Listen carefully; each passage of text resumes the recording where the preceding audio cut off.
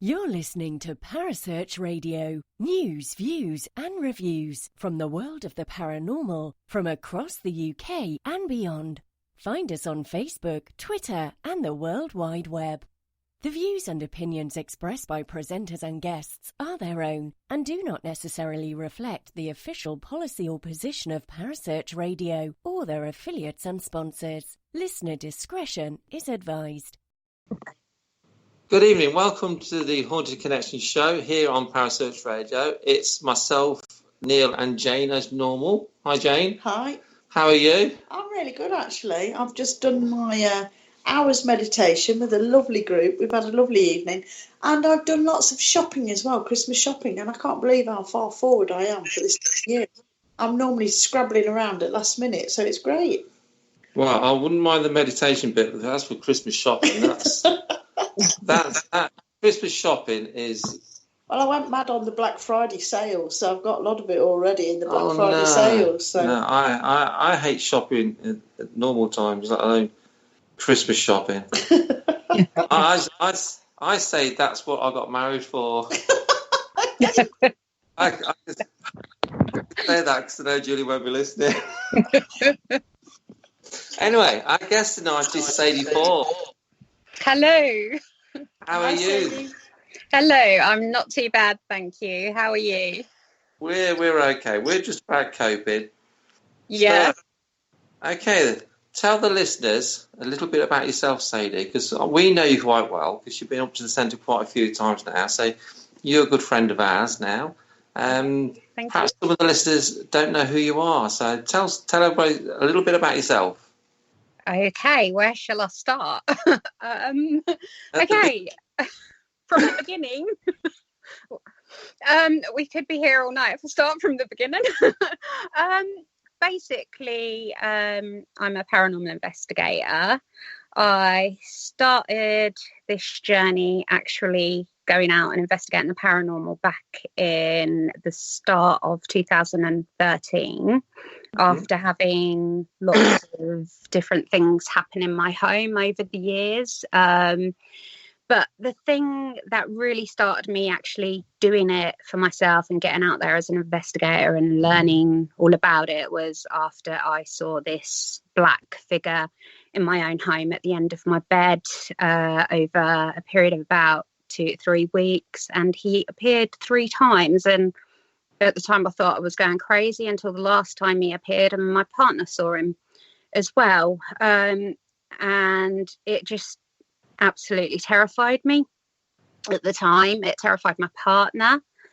The kids, as they were growing up, they'd seen things which had made them cry, but I hadn't actually seen anything. And I think actually visibly seeing this black thing, I had to reach out for help myself, but back then I didn't even know there were such things as paranormal investigators about, or groups of people that do this, or anything. My only port of call was the church, but because I'm not religious and I don't go to church or anything, I was a little bit shy of approaching them. I felt like a bit of a hypocrite really to go to church for help, even though I'd never been myself. So I basically got online, started looking up what to do and started learning quite a bit about the paranormal and did my own things at home. And about things did calm down, but then we ended up moving out of the property about 3 months later.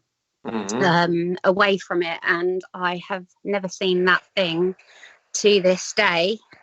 Touch wood.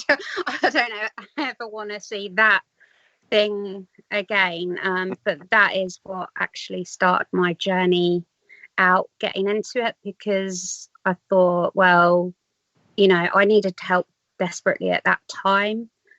I was intrigued to know where it had come from, what had caused it. I then realised that actually these things do exist. Not that I didn't believe they didn't anyway, but I had actually seen something myself. So I just embarked on this journey of doing it and wanting to help other people who were perhaps in the same scenario as me, where they were terrified and they just needed to reach out to somebody who would believe them and try and help them. And that's how I started out. And as the years have progressed from 2013, I've got into camera work. I really like using cameras now and documenting evidence. When I initially set up my own paranormal group, I won't call it a group, I'll just call it a name. I called it Indico Paranormal. And that's the name I wanted to go under, because I thought, well, if I'm going on this journey, I know how terrifying these things are. If I capture any evidence or anything I want to even ask other people questions about who might know more than me, you know, because there are a lot of people out there that know more than me, I thought, well, I'm going to put everything I can online to document this journey, in the hope that I can reach out to people, and that also people can reach out to me if they need help. And that's where it all sort of started, really. And it's just sort of, I've just kept it going, really, and it's led me to this day where I'm still doing it, but I do it kind of, I won't say differently to when I first started out, but obviously over the years I have gathered a little bit more equipment. I've learned a lot more over the years. I've gained knowledge in the paranormal field of what these things could be, and gained lots of new friends online. I didn't realise just how many paranormal people were out there until I actually started my group online, and it was like, oh my god, it's like I just couldn't believe how many other people out there did this sort of thing when I first started up.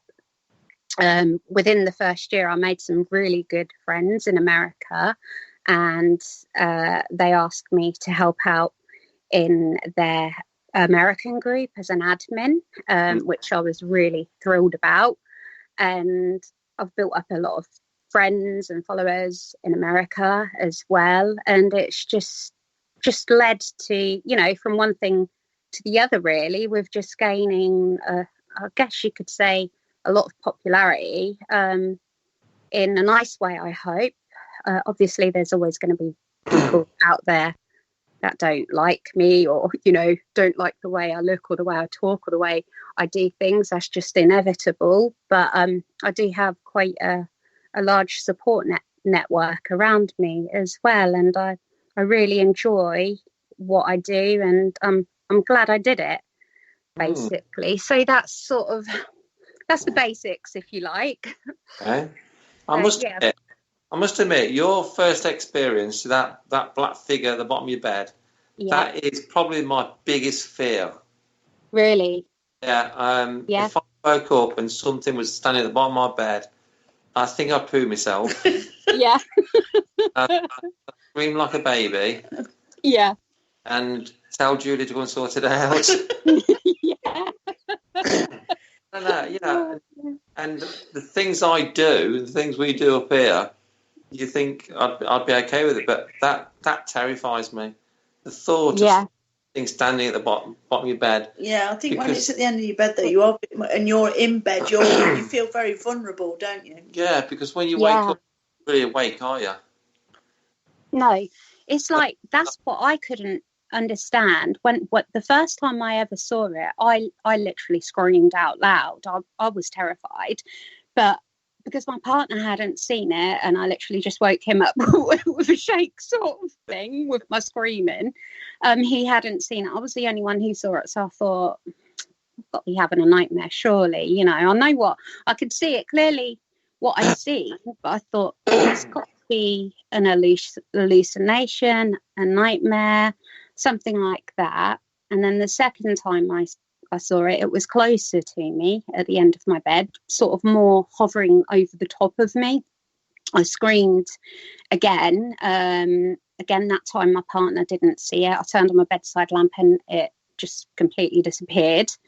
Yeah. And then the third time, I woke up to feeling something hitting into my legs, the bottom of my legs. It didn't hurt. It wasn't really forceful.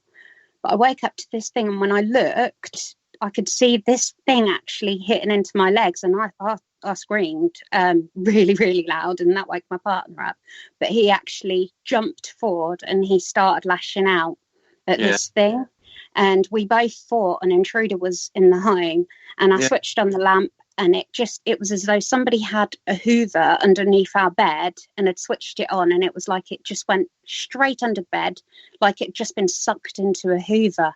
It was absolutely bizarre. And the room was like a freezer.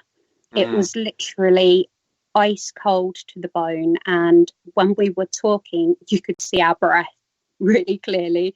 And he was that scared that we actually went downstairs and had a cup of tea, and we left the lights on for the rest of the night.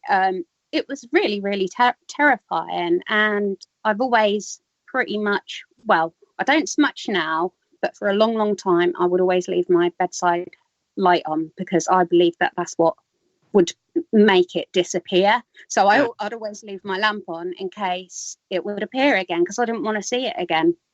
And it just was terrifying. And because he'd seen it as well, obviously that was two people collectively seeing the same thing. He described it exactly the same as what I had seen. And because he had seen it as well, I thought, perhaps it's not me going crazy. Perhaps it's not me having nightmares or having an hallucination. There obviously is something in it. And yeah, I mean, luckily we didn't poop our pants, as you say. We didn't poo ourselves, but we did. We were very close. Very, very close. That feeling, I just can't describe it. It's horrible. Did you ever find sort of the cause of it, or now that you've got that little bit more experience, and now that you've sort of become an investigator yourself, do you still live in the same house? Have you tried to find out perhaps who it was, or what caused the experience? Yes. Well, it's a long story. We moved out of the home due to a relationship breakdown at the time, and that was three months later. But something quite bad did actually happen to me and my children. Nothing to do with my partner. It was a road rage. A road rage incident. It took me a long time to talk about that, actually, because I had real bad STD, I think it's called, afterwards. But basically, me and my children, we were on our way home at night time on an hour's journey. I got lost. I pulled over to the side of the road, and basically these guys in a car, they come and tried and basically stopped us from going, and were trying to get into the car and that, and luckily I got away, but they chased me for a good half an hour all the way to a police station. And it was like things went from bad to worse after seeing this figure. And after that, after being attacked like that, and me and my partner splitting up at the time, I couldn't go back to our home. I was absolutely terrified anyway, because of this thing I'd seen. I was terrified that these men were going to find out where I lived and come and get us. And we actually went to live with my mum and dad for a couple of months before I dare go back home. I did eventually move back to the house, but things were never the same. It never felt right, and it didn't feel like the thing had left, but I never saw it again. Thank God. After that, I did end up moving out of the family home, me and the children, and we ended up renting somewhere for a long time, and rented out the house, and I kept it for a lot of years. People who rented it off of us, I never dare tell them of my experience at the time, and I never did ask them if they had any experiences there either.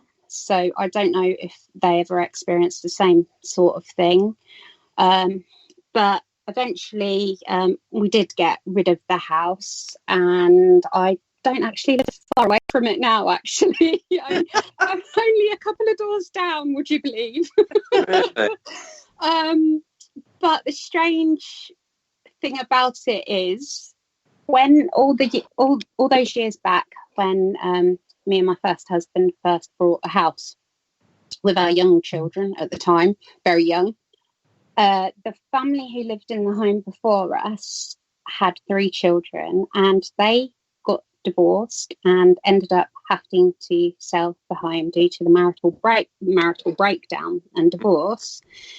And the family before that also moved out under similar circumstances, and there had only been 2 previous families lived there before me and my husband, and our 3 children at the time lived there since it had been built. And strangely enough, me and my husband, within living there 3 months, he had moved out, and we ended up getting a divorce. But I did actually keep the house going, and we lived there, me and the children lived there for a good 9 years, I would say, and then I kept it on, for another 7 years, something like that. But going back to the actual haunting itself, I believe now I'm an investigator and looked into these things, I believe this thing that we actually saw that night manifested because of some sort of a negative energy in the atmosphere. Me and my partner who lived there, when we split up, we're not split up anymore, we're together, we got through it all, blah blah blah. You don't want to hear about all that. No. Basically, when we did live there together, we had so many disagreements and arguments, quite bad ones, and he used to work nights all the time as well, so our bedroom would never ever see the light of day, very rarely. So our bedroom was almost completely dark all the time, because we used to have blackout curtains and blinds in there, so he could get a good sleep during the day. And I believe that with our arguments that were going on as well, he got depressed, I got depressed, I had postnatal depression after having my last son, and I think all of that negative energy and the surrounding black oppression, if you like, I think that might be what caused the manifestation of this dark thing. That's what I personally believe. It was just so, honestly, that the feelings you get when you see this thing, it is like something out of your darkest nightmares. It's horrible. So do you believe that you have to be careful? You can actually generate the negative energy to make something, to generate an energy, if you know what I mean? Yes, yeah, definitely. Things like that, dark, black, sinister things like that, definitely, yeah. I do think they come from a lot of trauma and emotion, a lot of, I think they thrive in those conditions. Mm-hmm. So whatever it is, why it was there and what its intent was, obviously I can't actually answer that because we don't know those answers, but that's something I really want to discover. All I can answer based on my experience is how it managed to manifest from that negative, from the right ingredients, if you like. When you're cooking a cake, you've got to put in all the right ingredients to get it to bake and cook well and turn out how you want it to turn out. I believe that it takes a certain set of ingredients to make that type of entity appear. Mm-hmm. I really do. That's interesting. Of course. What? So that was, you saw that when you were asleep, when you just woke up from being asleep. So what do you do now? You go and sleep at haunted places, don't you? Yes. Yeah, I do, yeah. Yeah, strangely enough. Yeah. which is a bit weird to me. Yeah. Well, I suppose she's saying that back then, after I'd seen it and how scared I was, it would have been really weird to me at the time. And when I started first doing this, I was seeking answers, really, just trying to find out what it could be, these things are and everything. But as time has progressed, and because of, like I say, we went for a road rage incident and things like that, something in me made me stronger, and I thought, you know what, I'm more scared of humans than what I ever will be the paranormal, the supernatural, ghosts and things. And something inside me started willing me to actually try and not be afraid of these dark things if they appear, because no matter what it is, it can't harm you like humans can. And I think that was kind of like the driving force behind me not being so scared of the paranormal and actually thinking, right, I'm going to go and fight this. I couldn't fight what happened at the time in reality to me with me and my children, but now, like, I can fight the paranormal. You know, that's fine. I can do that. I just can't fight people. I understand that. Yeah. So are you do you think you're drawn to the dark side of the paranormal? I would say I am, yeah. Based on my experiences, yes, because obviously I keep seeking and searching and wanting to find more answers to my own experience and some of the things my children saw as well in our old home. So, yeah, I would say I am. I'm interested in good things and good spirits as well. But there's something about the whole thing of the dark side, I suppose, that appeals slightly more. Yeah. Maybe it's that fighting side of me again. I don't know. Strange. So, what's your favourite location you've been to during your investigations? Okay, my favourite. There's a few. Yeah. There's definitely a few. Your museum is one, definitely. I really like it there. I think when I find a location that I really, really like, I like to keep going back and back and back. Yeah. And I've been to yours 4 times now, so and hope to come again and again. That's good. Yours. I'm really drawn to Drakeway tunnels. I went there quite a few times and had a lot of experiences there with hearing disembodied voices and all sorts, really. Things captured on an obelisk 3 and EVPs to camera also, which related to what was captured on the obelisk 3. The disembodied voices, I was by myself with another lady at the time, and there'd just been a thunderstorm this particular day we'd gone, and we arrived way before everybody else, so we went roaming off down the tunnels by ourselves, and we actually heard what sounded like physical men's voices having a conversation. And when we realised that there wasn't anybody down there, we actually excuse my French. I was going to say we actually completed the brick.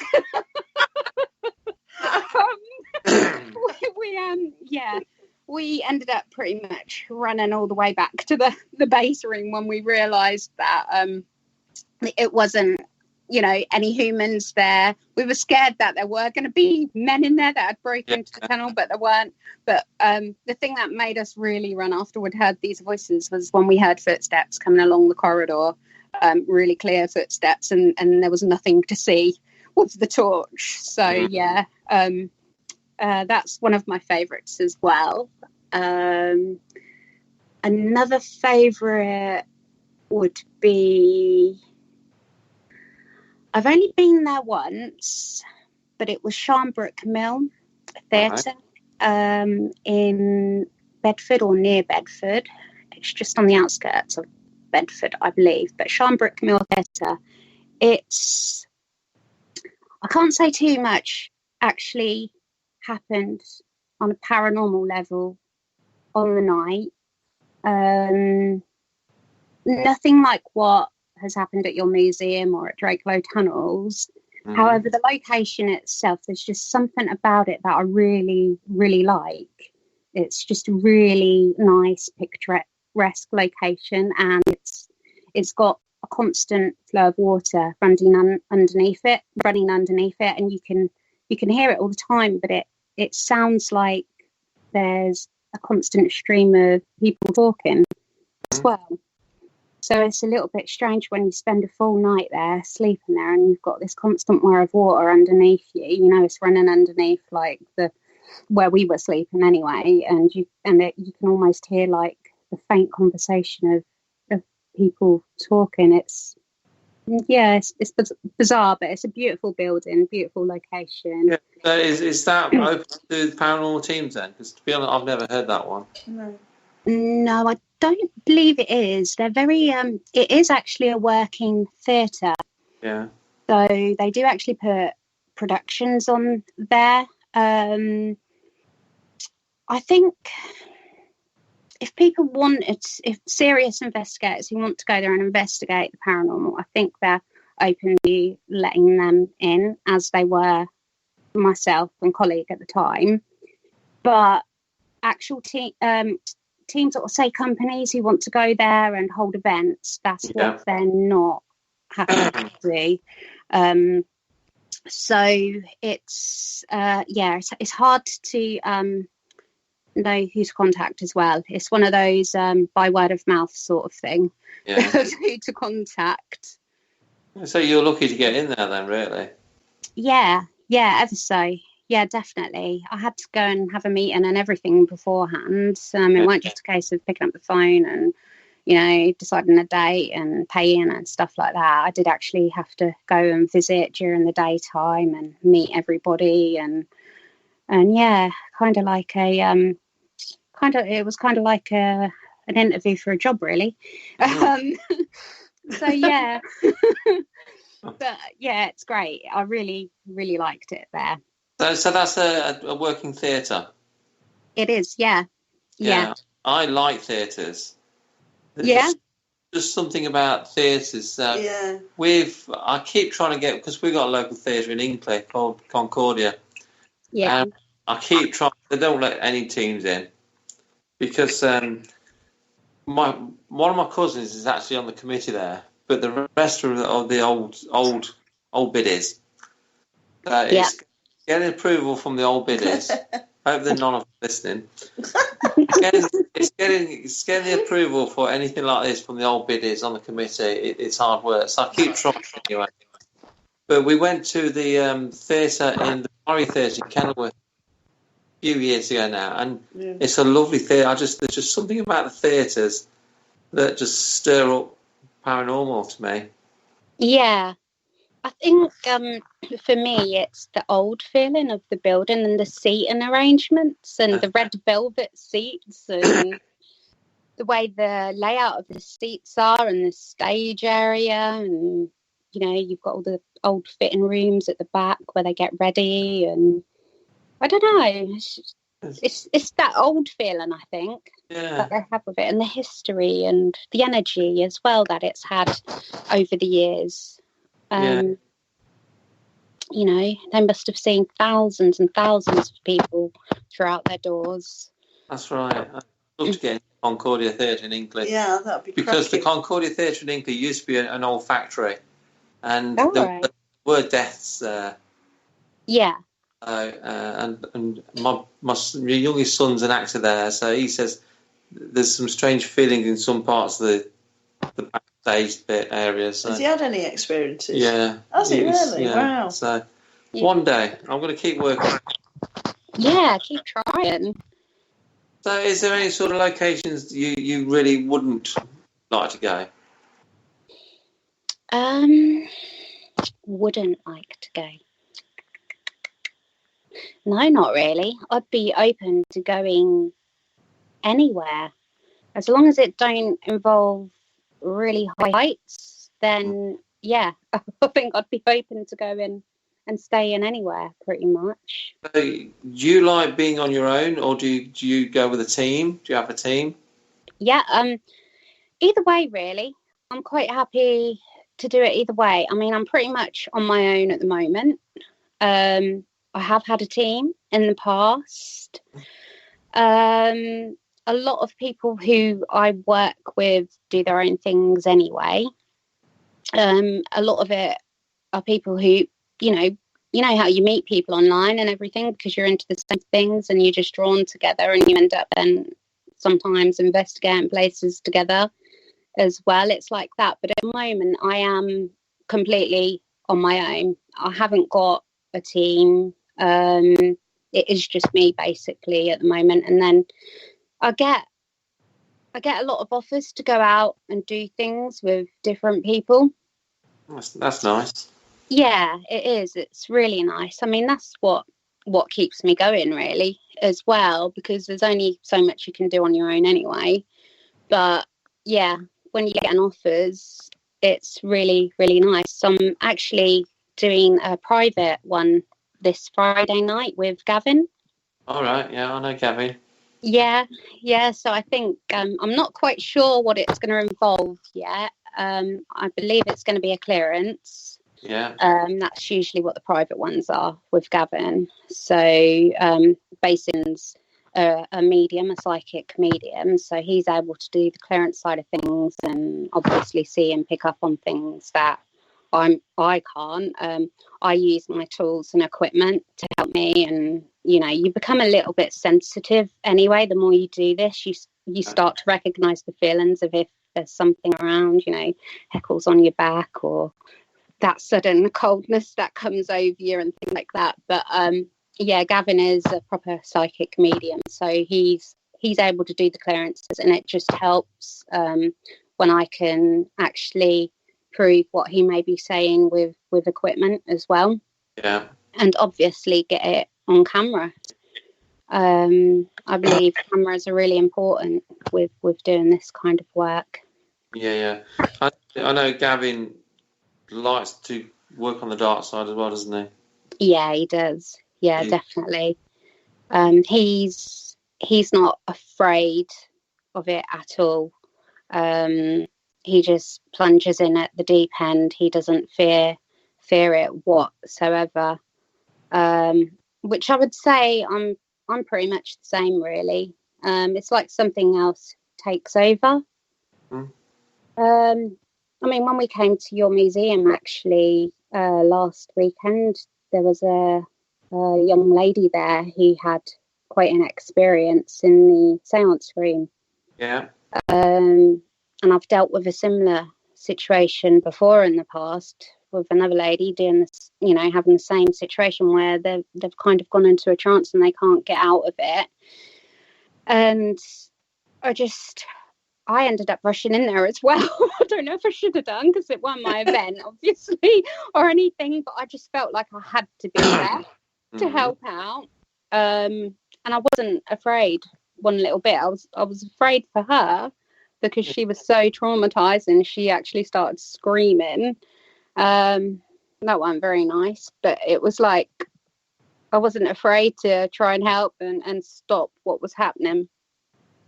So, but there was only so much I could do because, like I said, it wasn't my event or anything, so I had to try and zip my mouth up. You were just a guest that night, weren't you, that Sadie? Yeah, exactly. Yeah. So obviously, if you're a guest on an event, you kind of like there's only so much you can do or say. So yeah, it's hard for me to keep my mouth closed as well. Of course, that was in the sounds room up here, wasn't it? It was, yeah. What do you think happened to her that night then? Well, I believe her and am I allowed to say names or not? Yeah. Yeah? Yeah. Is it Liam? Okay. I believe her and Liam, I'm not sure of the young lady's name, but her and Liam, they were in the seance room alone, and I believe maybe he was communicating with something and it may have somehow taken her over. to the point where she lashed out at Liam and hit Liam in the face. And Liam then screamed for the other team members to come and help him, and I rushed in as well, and they sort of shut the door. And I suppose how I would describe what happened to her is maybe an entity actually got into her psyche and was letting her see things that they wanted her to see to terrify her. Not necessarily to try and possess or anything like that, because as we know, possession, things like that, takes a long time to happen anyway. But for her, I just think it was a case of maybe she was that sensitive herself. She'd gone into this trance with Liam and she started seeing things that she shouldn't be. And it was like she'd gone that deep into it that when the others were trying to coax her out, she was half hearing what they were saying, but she was still in that place, to the point where she was then screaming out. So yeah, and eventually she did come around.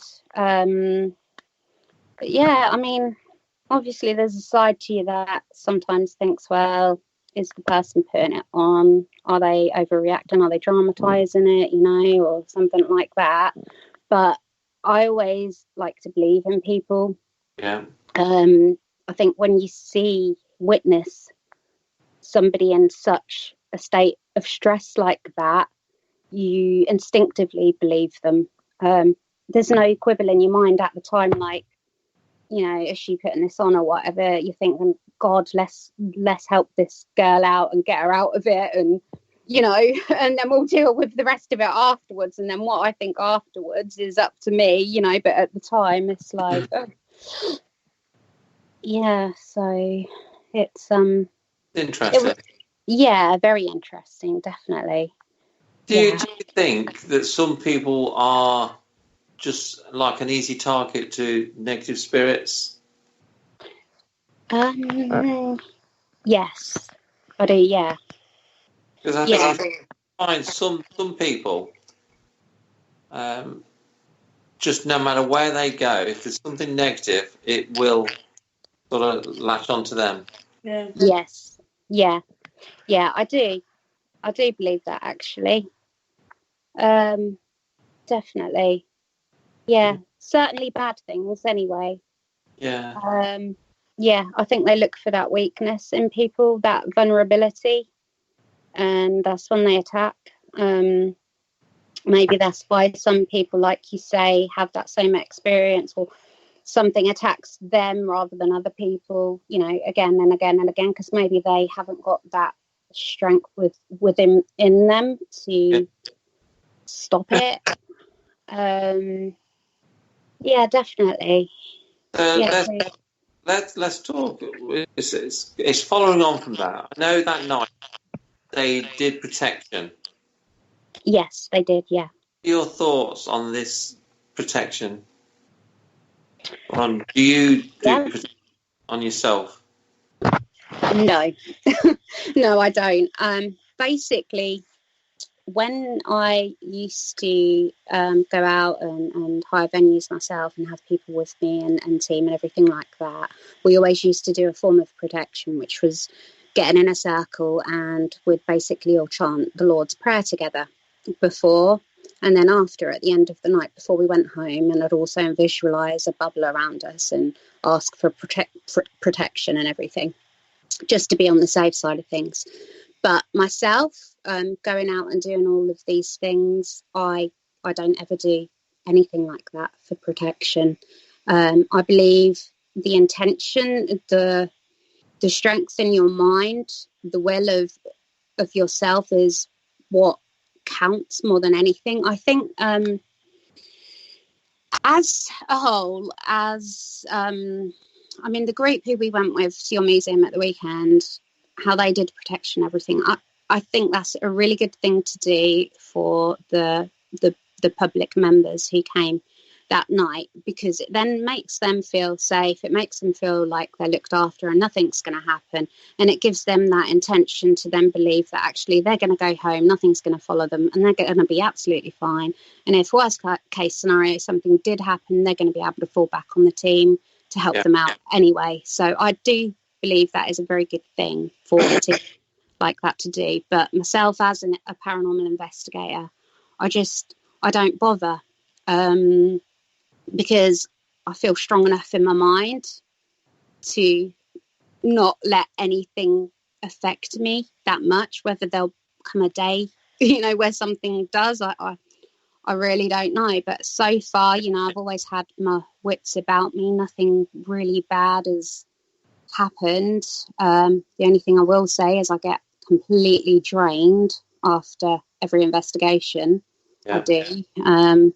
I do get ill on and off quite a lot, but whether that's down to not doing protection or not, I would say probably not. I would say it's more to do with my physical health, where I could take better care of myself physically. So, yeah, I do believe in it for people who need it, but I just don't bother myself. But I happily do it for other people. Yeah. Well, we'll bring Jane in on that because Jane's the medium. So what was your thoughts on protection, Jane? I know it, but tell everybody else. Yeah, I think pretty much the same. For me, I want to experience as much as I can when we're investigating. So I don't want to be in a position where I'm shutting anything out. I want to have the full experience of whatever's there. So on a whole, I don't use protection, and I know Neil does, and we sort of pretty much share that view. But again, like yourself, if there's people going from the public who aren't aware of sort of how investigations go, or it's their first time and they want to have that security and feel safe, then I think it's okay to sort of do that protection for them. People want to feel safe. They want to feel that they're looked after, and particularly when they're venturing into the unknown. And a lot of time, people's minds can play tricks on them. People watch too many horror films. People hear too many scary stories, and their mind can play tricks on them. So just by giving them that little bit of protection to put their mind at ease, so they can enjoy their evening, I think that's I think that's a responsible thing to do. Mm. Yeah, I totally agree. Do you think it's more of a case than, like I think Sadie said it's the mentality of the people going anywhere? Yeah, I think well, if you're in a group of experienced paranormal investigators, probably nobody would have protection. But if you're looking after a group of people who have not done it before and they're there just for the one-off, for a bit of a ghost hunting experience, then they want to have that peace of mind, particularly if there's Ouija boards involved, or because people people Ouija board. You've seen one scary movie, you've seen them all, and when people start bouncing things like Zozo and stuff like that, people's minds just play tricks on them, don't they? And they scare themselves totally. Yeah. So do you believe the protection actually works?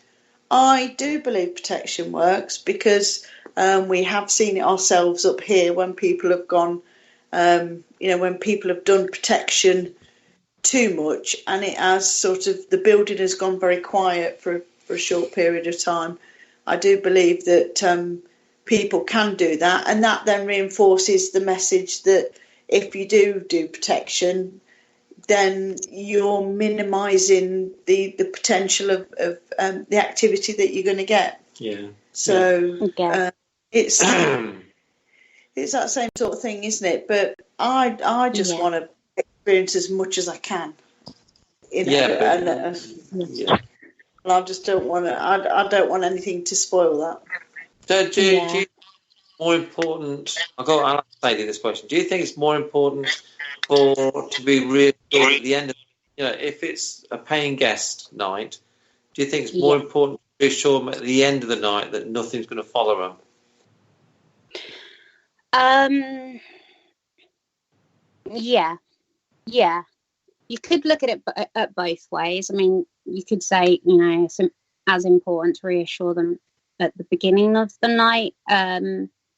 But if say at the end of the night there are people who are a little bit fearful or worried, thinking they're going to take something home with them, then I think you need to do that and give them that reassurance that no, nothing is going to follow them, and then do some protection with them before they go home as well. Because I mean, we all know, personally, I feel like things can follow you easily. If you've picked up an energy that's attracted to your aura, you in some way, I believe they can follow that and come home with you. So if it's somebody who is actually scared after a public event that they've had an interaction that night and this thing is going to follow them home, then I believe it is important for a team member who knows what they're doing to actually do some protection there and then with them and reassure them that they're going to be fine. And obviously, if they're not, they can contact them at any time. So, I would say at the end of the night, At the end of the night, then, do you feel it's just reassurance? Because, I'm not sure. I actually I believe the spirit's got free will. So if they want to follow someone home, if no matter what protection you do, they can still follow you anyway if they want to. Yes and no, but you have your free will as well, and your free will sort of.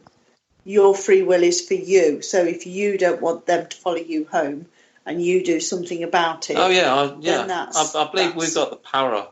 Yeah. If that's the right word. But we've seen it ourselves up here when people have come up here completely sceptic and they've said, I don't want any protection. I don't believe in any of that rubbish. I've come along here for so-and-so. But by the end of the night, their opinion has completely changed because of the experience that they've had.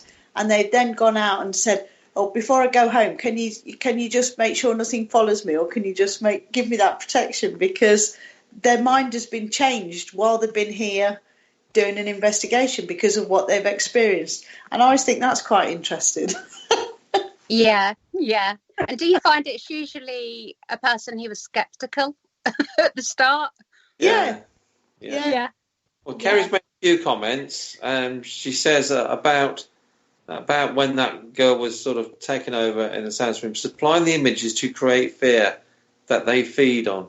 The nasty energy will feed on fear. Yeah. Then Kerry says, spot on, Sadie. Well, you watch some of your comments. And then Kerry says, maybe they follow you because someone is actually listening to them.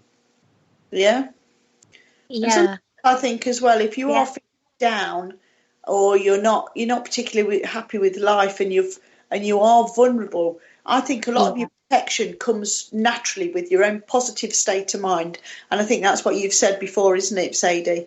And you're feeling low and a bit depressed, that sort of thing. I think your own immune system is down, and I think that's the same as your protection. We've had that up here, haven't we? Yeah. With me. Yeah.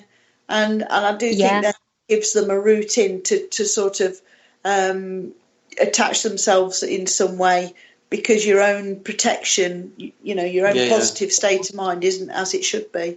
Totally, yeah. So, give us a couple of examples of locations that you'd love to go. That I'd love to go. The UK first, we'll go worldwide. The UK first, right. I really like castles. So I can't think what it's called.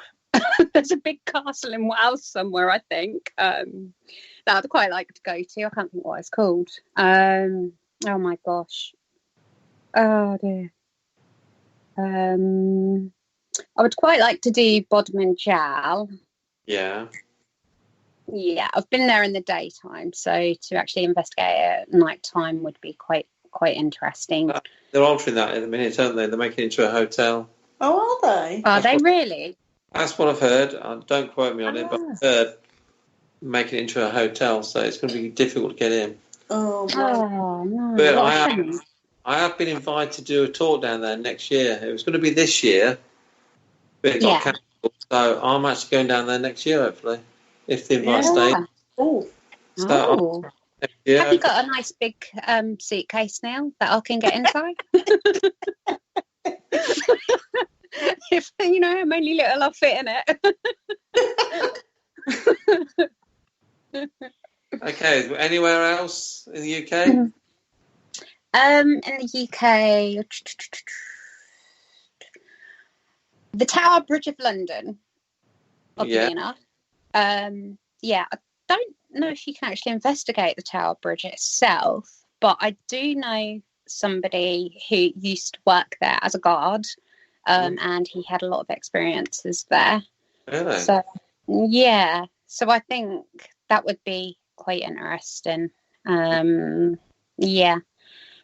But as for locations in the UK, I haven't done Hellfire Caves yet. Right, I've been there. It's an okay location. Is it? Yeah. It wasn't the night I went. It wasn't the most active of nights, but But I think it's one of those things where you've got to do it at least once to make up your own mind, haven't you? Yeah. What about worldwide then? Where would you go? Worldwide. Okay. There's a couple worldwide. I have actually been invited to go and investigate the Conjuring House in Boston. All right. Oh, cool. Massachusetts. I have actually been investigated to go there anytime next year, anytime I want. They've recommended March, April. But obviously I will have to pay for my own plane tickets, so that's going to be the only problem I'm going to come across. And obviously I've got a family as well, so it'd either be a case of taking them with me or just going it alone and asking a mate to come or whatever. But I don't know yet. I've got a garage that you just put the kids in and leave some water and food and yeah. Well, you see, that's what it would have to be, I think. I think it'd be literally would pay for the flights over there, get a hire car, drive straight there, and obviously the plan would be to stay there for however long we stay there for. And if the kids are with me, you see, that is the thing. So yeah, that probably would happen. I don't see anything wrong with that.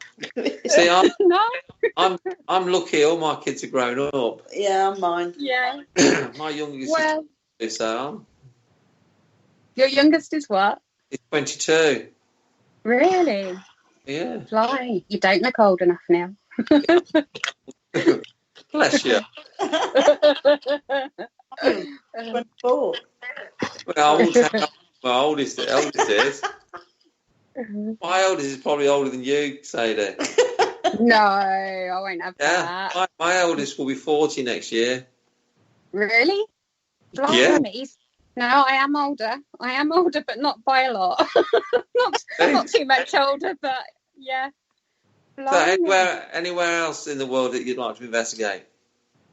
Yeah, I would love to do Alcatraz. That's the most common answer. It is, isn't it? Loads of people say that. And Peleglia, I can't say it. Peleglia Island in Italy. Yes, that island in Italy on its own. I can't say what it's called either. Poveglia. Is that it? Something like that, yeah. Yeah. I'd quite like to go there as well. That does look pretty spooky. There's Poveglia. Poveglia. Yeah. Ah. It's a good job we got Kelly in the studio. She can tell us the answers. Yeah. Oh, dear. I think I watched Ghost Adventures go there. It's a cool place. Was it? Yeah. Oh, what about the Island of the Dolls in Mexico? Yes, I'd like to go there as well. I think anywhere where you have to go in a boat ride just to get there, anywhere like that appeals to me. Where you've got to do the journey on water first just to get there. But yeah, the Island of the Dolls is, I agree with that because it's not easy to get out of then, is it? If you're scared, you can't get off. Yeah, exactly. Exactly. You know, you perhaps get in your boat, and if it's an electric boat, you're pretty much screwed unless you're strong enough to do the oars. So yeah, Maybe one day. You never know. You never know. It might happen. It might not, but I shall certainly, if anybody else gets to go and do these things, I like to see, you know, what other people are doing and what they get there anyway. So what about the museum? Would you like to go there? Do what? Zach's museum in Las Vegas. Oh God, yeah. Yes, definitely. Just to meet Zach. I was just about to say, is that just to meet Zach or see the items? I'll come with Yeah. No, I quite like Zach. Yeah, I followed him from day dot and watched him on TV. Although I have to say, I don't watch all of their episodes now because I don't know. The more you do this yourself, you start to get a little bit bored. Yeah. But yeah, Zach. Yes, I would love to meet Zach. Not probably. I think most of us women would, wouldn't we? Probably, yeah. Yeah. He's saving himself for me, you see. That's what it is. I think it's really good to go there. I'm going to come with you, Sadie. I'm going to sit in his museum and just hold all his items. And You be careful. You be careful. You say That's that. a plan. Me and you, Jane, next year. Oh dear. Probably keep asking me to leave, and I'll be saying, no, just another 5 minutes. Yeah. I'll leave when you bring Zach out. Yeah, he'll be saying, get off me sideboard. I'm saying, no. Oh. Oh dear. Yeah, that's definitely a trip we'd have to do. Is I that think. Vegas? Yeah. I'm actually hoping to go next year. Yeah, I'm coming with you. Yeah. I'm Business We'll have to arrange it. Oh, yeah, I know. business trip. Yeah. Yes. Okay, we've only got a couple of minutes to the end of the show. Yeah, it's gone quick, hasn't it? It does. This hour does go quick. So tell everybody who's listening how to be able to watch what you do and what you get up to, Sadie. Yeah, okay then. My main page is Indico Paranormal Investigations, Ghosts and Haunted Locations on Film, and that's a Facebook page. I'm on YouTube as Indico Paranormal. So if you search in YouTube Indico Paranormal, you'll find my YouTube channel there. You can also find me as Paradox Prodogy, which is a recent documentary I've released. There's more episodes to come yet on that. Yeah. That is on the Indico Paranormal YouTube channel. I'm on Twitter and I'm on Instagram. So if you type in my name or Indico Paranormal, you'll find a link through any of my social media accounts anyway. So if you want to find my other social media accounts, there's usually links on each link where I am. So yeah. Brilliant. I just have to say, straight after this show tonight, don't forget to tune in for the Paranormal Concept Show with Andy Mercer. And he's talking about all things occult, and the name is Art Conference. Oh. Thanks, Kevin. Yeah. So, I just want to say thanks to Sadie for being our guest. It's lovely chatting to you again. Thanks, Sadie. Thank you very much. Likewise. It's been really nice. We very much look forward to having you back up the centre. Oh, thank you so much. Same. I can't wait to come back again. You're going to have to come up for one of these 12-hour lockdowns. Yeah, I'd love to. I would really love to. Jamie, who came with me at the weekend, he said that he wants to come on one. So, yeah, I would like to. Jamie's already booked on one. He has he? Oh, he did. He might have said that in the message that he's booked it already. So, brilliant. Brilliant. I'll either be coming with him, and if I'm not, then I'll be coming another time. Okay, brilliant. Okay, so thanks, Jane, for being co-host. Yeah, it's always a pleasure. You two girls obviously went off on a tangent with the Zach mention. It had to be done. One for listening, and we will see you again next Tuesday. And our guest is medium Barry John. Lovely. Yes. So good night, everyone. We'll see you all again soon. Bye. Yeah, good night. Bye. Thank you for listening. Don't forget to join us for more shows throughout the week. Find us on Facebook, Twitter, and the World Wide Web to keep up to date with all the shows right here on Parasearch Radio.